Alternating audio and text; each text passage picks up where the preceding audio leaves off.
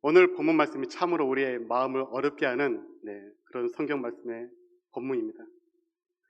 그런데 이 본문 말씀이 우리 기독교에서는 가장 핵심적이고 기본적인 말씀입니다.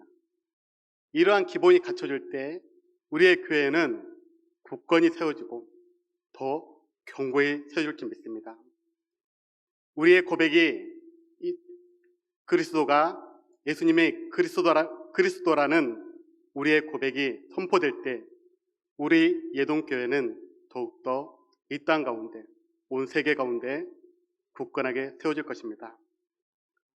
오늘 이 시간 다 함께 힘을 내서 예수님은 그리스도이십니다 라고 고백하겠습니다. 예수님은 그리스도이십니다. 네, 다시 한번 하겠습니다. 예수님은 그리스도이십니다. 아멘. 그리고 주변을 향하여서 예수님은 살아계신 하나님의 아들이십니다 라고 인사하겠습니다.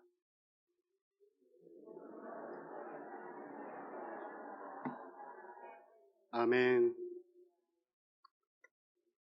말씀에 반응하는 우리 성도님들의 모습이 참으로 보기 아름답습니다.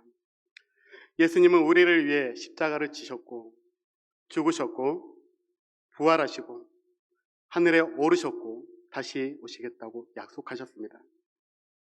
그 예수님이 우리의 주님 되십니다.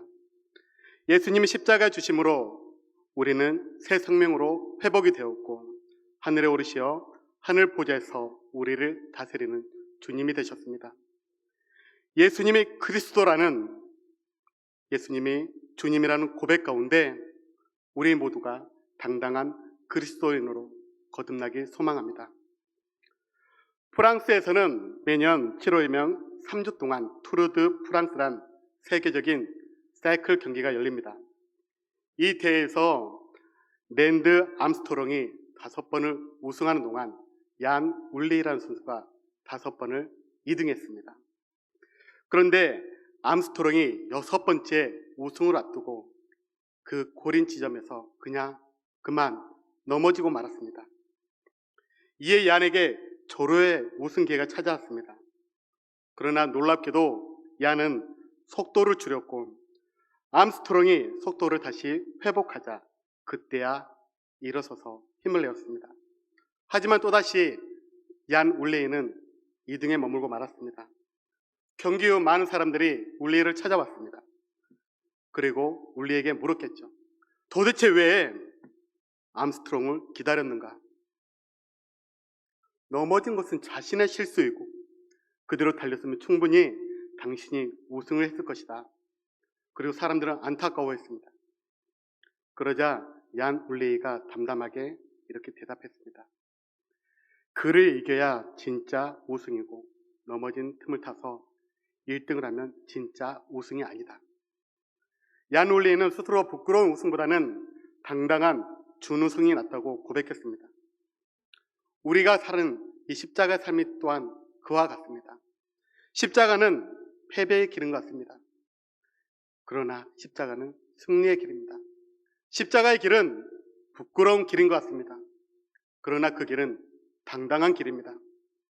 주님의 은혜로 하루를 살아가는 그리고 또 하루를 살아가는 우리 또한 무엇을 잃고 무엇을 얻을지 분별하여 당당한 그리스도인이 되기를 간절히 축복합니다.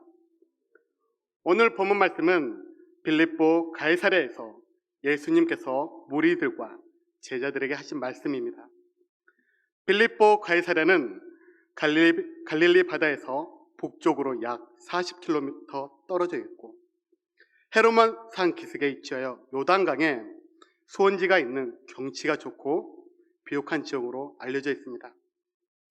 빌립보 가이사랴의 자연환경은 너무나 아름답고 그리고 그 안에는 많은 사람들이 살고 있었습니다.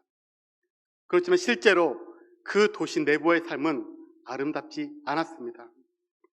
빌립보 가이사랴는 바알과 판이라는 그리스의 신과 함께 로마 황제를 숭배하는 우상 숭배의 본거지였기 때문입니다. 그곳은 우상이 만연한 지역으로 예수님이 그리스도가 되심을 인식하기 아주 어려운 환경이었습니다. 그때 예수님께서는 제자들에게 너희는 나를 누구냐라고 물으십니다. 그리고 베드로는 그 유명한 고백으로 주님은 그리스도이십니다라고 고백합니다. 베드로의 고백은 참으로 훌륭하고 옳은 고백이었습니다. 그런데 문제는 잠시 뒤에 일어났습니다. 베드로의 고백이 있은 후 예수님이 갑자기 십자가의 고난을 예고했기 때문입니다. 그의 제자된 도리로서 베드로는 가만히 있을 수 없었을 것입니다. 예수님께 항변했습니다.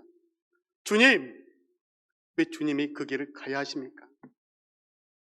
그렇지만 예수님은 그 베드로에게 화를 내시며 사단아, 물러가라고 말씀하셨습니다. 베드로의 입장에서는 참으로 당황스러운 그런 상황이 아니었을까 싶습니다. 제가 만약 예수님이었다면 그래 베드로야, 내가 참으로 나의 제자구나. 그래 우리 그러면 십자가의 길은 다음에 갈까? 이렇게 말을 했을 법한데 예수님은 그 베드로에게 사단아 물러가라고 말씀하십니다.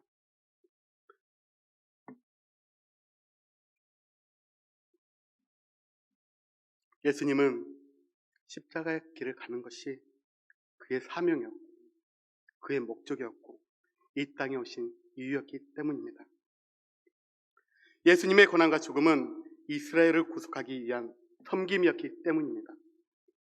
오늘 본문 말씀에서 예수님은 참된 제자의 길, 그리스도의 참된 삶을 우리에게 가르쳐 주십니다. 예수님은 그리스도의 삶의 목표는 단순한 안녕이나 자기의 완성을 발견한 것이 아님을 다시 한번 알게 해줍니다. 예수님은 참된 그리스도의 삶의 원형이 되시는 분입니다. 예수님은 우리에게 먼저 본을 보이셨고 당당한 그리스도인이 되시기를 원하며 우리를 부르셨습니다. 그 예수님께서 어떻게 부르셨는지 우리 다 함께 말씀을 통해 보겠습니다. 다 함께 말씀 34절을 보겠습니다. 네, 읽겠습니다. 무리와 제자들을 불러 이르시되 누구든지 나를 따라오려거든 자기를 부인하고 자기 십자가를 지고 나를 따를 것이니라. 아멘. 예수님께서는 누구를 부르셨나요?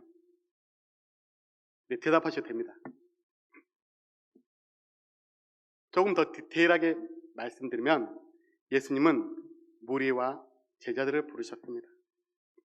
여기에서 무리들을 제자들과 함께 부르셨다고 하고 있기 때문에 무리가 제자들은 다른 사람들이고 그 자격이 다름을 알 수 있습니다. 똑같이 예수님을 따르지만 무리와 제자들은 구분되어집니다. 예수님을 따른다고 해서 모두가 제자가 되는 것은 아니죠. 그렇다고 해서 무리가 제자가 될 수 없는 것도 아닙니다. 예수님께서는 자신을 따르는 사람들이 무리에 머물러 있지 않고 제자가 되기를 원하십니다. 이처럼 예수님의 원하는 바를 아신다면 우리 또한 예수님이 원하시는 대로 예수님의 제자가 될 줄로 믿습니다. 우리는 언제든지 내가 제자인가, 내가 무리인가 라는 자신의 정체성에 대해서 대답할 수 있어야만 합니다. 예수님을 따르는 수많은 무리들은 여러 가지 이유로 예수님을 따랐습니다. 대부분의 무리들은 병을 고치거나 자신의 문제를 해결하기 위해서, 그리고 자신의 필요를 채우기 위해서 예수님을 따른 사람들이었습니다. 사복음서에 나오는 오병이의 기적은 보리떡 5개와 물고기 2마리로 남자만 5,000명, 여자와 아이를 합하면 약 3만 명에 달하는 사람들을 배불리 먹인 사건입니다.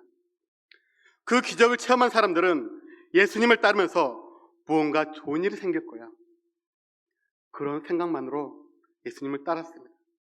예수님은 그들은 단지 떡을 먹고 배부른 까닭에 나를 따르고 있다고 말씀하셨습니다. 그들은 예수님이 예루살렘에 입성하셨을 때 종려나무 가지를 흔들고 다윗의 자손이시여 라고 환호했던 그들입니다. 하지만 예수님이 붙잡혀 재판을 받으시자 예수님을 십자가에 못 박으라고 소리쳤던 그들입니다. 예수님의 십자가에 못 박히자 자기 자신을 먼저 구원하라고 핀잔을 주던 소리를 치던 그들입니다. 이처럼 우리는 예수님을 따르다가도 자신에게 유익이 되지 않으면 떠나버리는 자기 중심적인 사람들입니다. 떠나버릴 뿐 아니라 오히려 핍박을 가하는 존재들이죠. 우리가 예수님을 믿는다고 하면서 눈에 보이는 이익만을 쫓는다면 그 사람은 제자가 아니라 여전히 무리인 것입니다. 그러나 제자는 자신의 유익에 급급하지 않습니다. 제자는 무리와 달리 하나님 나라의 진정한 가치를 추구하고 예수님을 따르는 사람입니다. 그래서 예수님은 무리가 아닌 제자를 부르십니다. 예수님께서는 제자들에게 참된 제자의 길을 보이시고 무리에게 또한 참된 제자가 될 수 있다고 말씀하고 계십니다. 펜인가 제자인가의 저자 카일 아이들먼은 그의 책에서 다음과 같이 이야기합니다. 펜은 와서 환호하다가 사라져버리는 사람들이다. 그렇지만 제자는 와서 섬기고 그 섬김을 위해 죽는 사람이다. 예수님이 부르는 제자는 세상과 예수님을 동시에 추구하면서 매번 저울질하는 반쪽짜리 믿음을 가진 사람이 아닙니다. 예수님은 자신의 팬이 많아지는 것에 대해서는 전혀 관심이 없으신 분입니다. 예수님의 관심사는 신앙의 연수가 아니라 헌신의 깊이입니다. 섬김의 깊이입니다. 예수님의 관심사는 참된 섬김에 있었습니다. 우리는 예수님 앞에 모든 것을 내려놓고 오직 그분만을 따라가야만 합니다.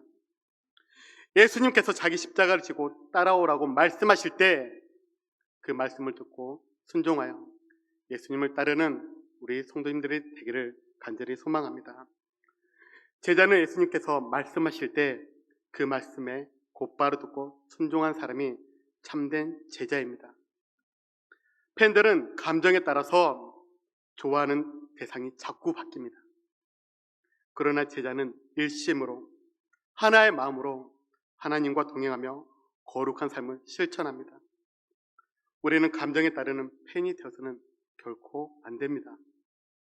성경은 그런즉 너희는 먼저 그의 나라와 그의 의를 구하라. 그리하면 이 모든 것을 너희에게 더하시리라 말씀합니다. 제자의 길은 때로 고난과 희생이 따르지만 주님의 축복이 임하는 영광의 길입니다. 사랑하는 성도님들, 우리 성도님들은 어느 쪽에 속해 계신가요? 우리 성도님들은 참된 제자이신가요? 아니면 정말 참된 제자이신가요? 사람은 하나의 생명으로 하나의 삶을 살아갑니다. 그 소중한 삶을 살아가면서 목적도 없이 방향도 없이 그저 사람들과 함께 들려 무리에 섞여 있지 말고 분명한 목표의식을 가지고 제자의 삶을 살아가기를 소망합니다. 주님이 기뻐하시는 제자가 되시기 바랍니다. 주님의 발자취를 따라가는 제자가 되기를 바랍니다. 하나님의 영광만을 위해 살아가는 제자가 되시기를 바랍니다. 우리가 참된 제자의 길을 살아갈 때 하나님의 우편 앉아 계시는 예수님께서 벌떡 일어나는 놀라운 역사가 우리 가운데 일어나길 축복합니다. 예수님은 더 나아가 자신을 따르기 원하는 사람은 자기를 부인하고 자기 십자가를 지고 따르라고 말씀하십니다. 그러면 본문에서 예수님의 말씀을 듣는 사람들에게 있어서 십자가는 무엇을 의미하는 것일까요? 여러분은 그 십자가를 생각하면 먼저 무엇이 떠오르나요?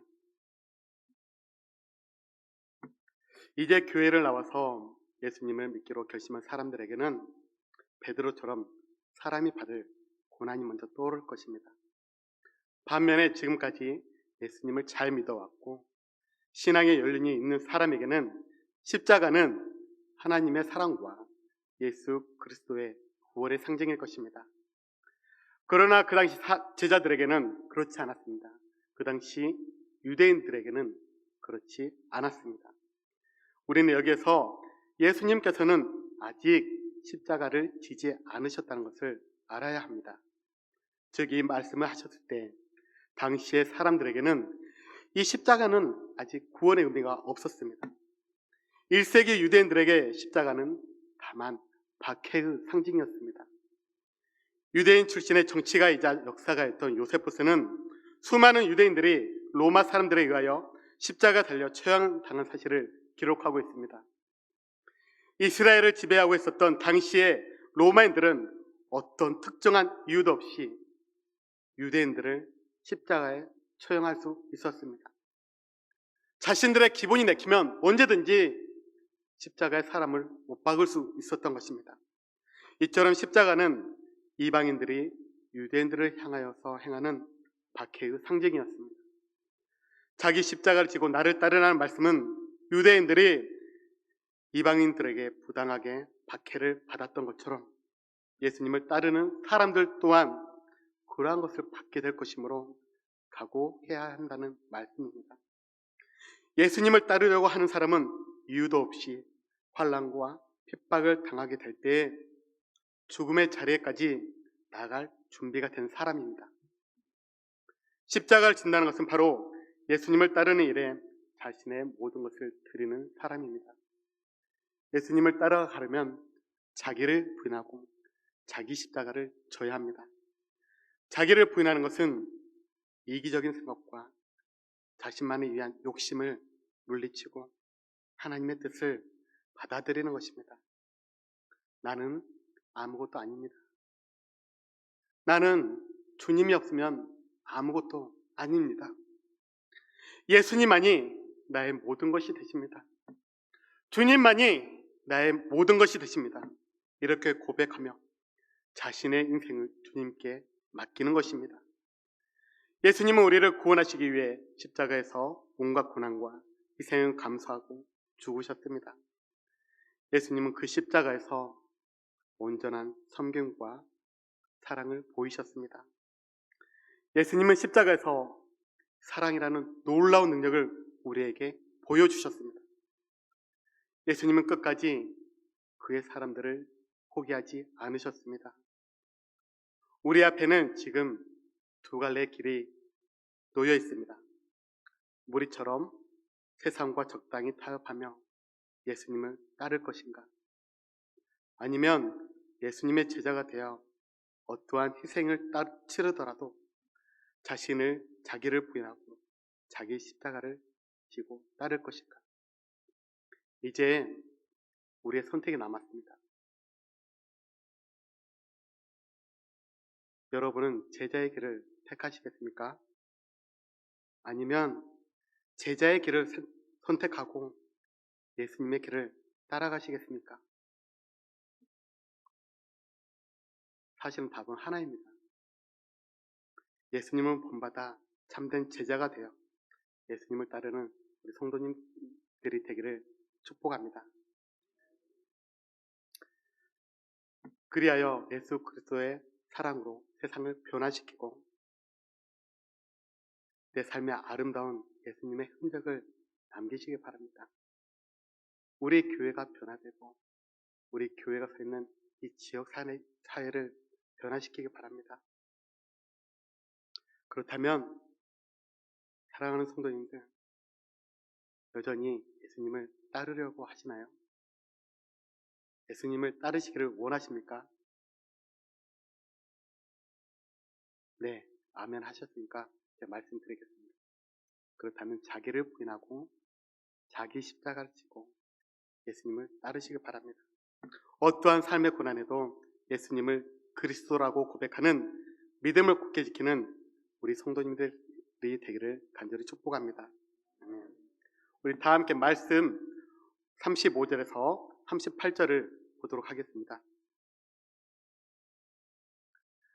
누구든지 자기 목숨을 구원하고자 하면 잃을 것이요 누구든지 나와 복음을 위하여 자기 목숨을 잃으면 구원하리라.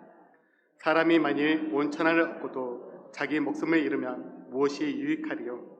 사람이 무엇을 주고 자기 목숨과 바꾸겠느냐? 누구든지 이 음란하고 죄 많은 세대에서 나와 내 말을 부끄러워하면 인자도 아버지의 영광으로 거룩한 천사들과 함께 올 때에 그 사람을 부끄러워하리라. 아멘. 헬라어 원문 성경에는 오늘 그 35절 앞에 가르라고 하는 말로 시작합니다. 이 가르라고 하는 말은 영어로 하면 왜냐하면 because라고 하는 말인데요. 35절에서 38절은 34절에 대한 이유와 그 결과를 말씀하고 있습니다. 35절에서 38절은 왜 자기를 부인하고 자기 십자가를 지고 예수님을 따라야 하는지에 대한 예수님의 가르침입니다. 혹시 여러분은 왜 우리가 제자의 삶을 살아야 하는지 고민해 보신 적 있으신가요? 왜 예수님을 따르는 삶을 살아야 하는지 이렇게 고민해 본 적 있으신가요? 왜 십자가 하면 겉먼저 덜컥 하고 나면서 자기를 부인하고 십자가를 지어야 하는지 깊이 생각해 보셨나요? 그것은 우리에게 오직 이 방법 하나밖에 없기 때문입니다. 우리가 구원받고 생명에 이르는 길은 오직 하나의 길밖에 없기 때문입니다. 사람은 그 하나의 삶을 살아가면서 자신의 한계를 경험합니다. 저 또한 그렇고 여기 계신 우리 성도님들 또한 그럴 것입니다. 그 사람의 한계를 말하자면 끝도 없겠지만 사람은 지나간 시간을 되돌릴 수 없습니다. 사람은 죽은 생명을 살릴 수 없습니다. 사람은 스스로를 구원할 수 없습니다. 사람은 지난날에 자신이 지은 죄를 되돌릴 수 없고 그러므로 맞지 않은 죽음을 피할 수도 없습니다. 죽음에서 구원을 이룰 수가 없습니다. 그러나 예수님 말씀에 순종하여 십자가를 지고 따를 때, 예수님을 따를 때 우리는 우리의 한계를 넘어설 수 있습니다. 자기를 부인하고 자기 십자가를 지고 예수님을 따를 때 죄사함을 받고 영원한 생명에, 영원한 승리의 길로 우리는 갈 수 있는 것입니다. 생명의 가치는 구원 무엇과도 비교할 수 없고 비교 대상이 될 수도 없습니다. 협상이나 거래 대상이 될 수 없습니다. 사람이 무엇을 주고 자기 목숨과 바꾸겠느냐? 너무나 당연한 말씀인데 수많은 사람들은 눈이 가려워져서 영원한 생명을 보기 어렵습니다. 예수님은 이런 사람들에게 분명하게 주님의 말씀을 전하고 계십니다. 누구든지 이 음란하고 죄 많은 세대에서 나와 내 말을 부끄러워하면 인자도 아버지의 영광으로 거룩한 천사들과 함께 올 때 그 사람을 부끄러워하리라. 우리는 항상 주님 앞에 서 있음을 기억해야 합니다. 항상 주님이 동행하고 있음을 기억해야만 합니다. 예수님이 말씀하신 그 십자가의 길은 승리의 길이고 고난 뒤에 회복의 길이고 죽음 이후 영원한 생명에 얻을 수 있는 놀라운 길이라는 것을 믿으시기 바랍니다. 예수님은 죽으심으로 끝나는 분이 아닙니다. 고난 가운데 매여있는 분이 아닙니다. 예수님은 그 고난과 그 십자가 길을 통해서 우리에게 영원한 생명과 영원한 천국을 약속하셨고 그 약속된 것을 성취하기 위해서 다시 오시는 우리의 그리스도가 되십니다.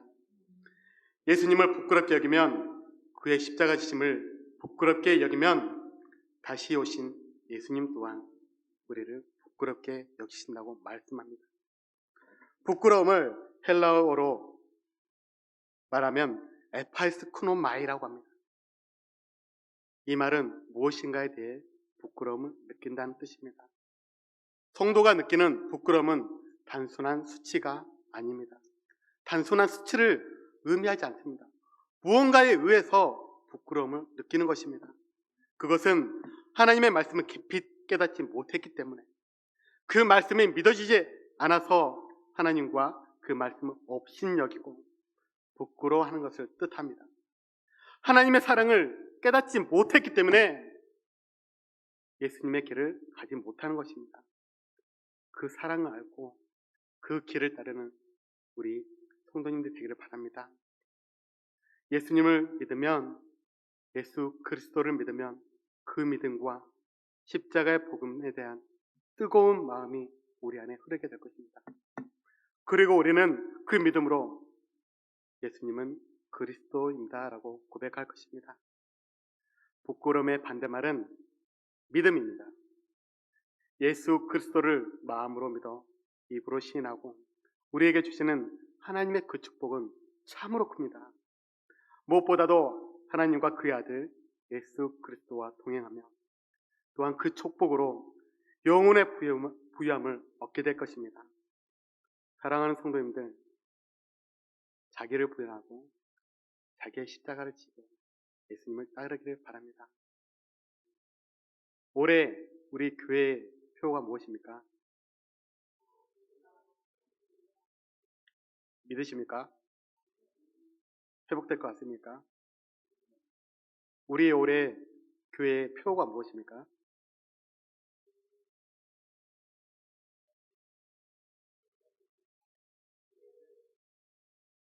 네, 이루어질 줄 믿습니다. 또한 우리 교회에 또한 비전을 주셨습니다. 4.17 비전을 주셨습니다. 그 비전이 이루어지실 것 같습니까? 네, 그 믿음대로 될 줄 믿습니다. 오늘 예수님의 말씀을 듣는 제자 12명이 바로 세워졌을 때 온 세계에 복음이 흘러갔고 그 복음이 우리에게 전해졌습니다. 우리가 당당한 그리스도인이 될 때 우리는 이루지 못할 일이 없습니다. 우리가 당당한 그리스도인이 될 때 하나님이 주신 올해의 표 반드시 회복이 있을 것입니다. 그리고 이루어지실 것입니다. 그리고 우리의 입으로 고백할 것입니다. 하나님은 살아계십니다. 내가 원하는 순간이든 원하지 않는 순간이든 변함없이 예수님을 따르는 당당한 그리스도인이 되기를 간절히 축복합니다.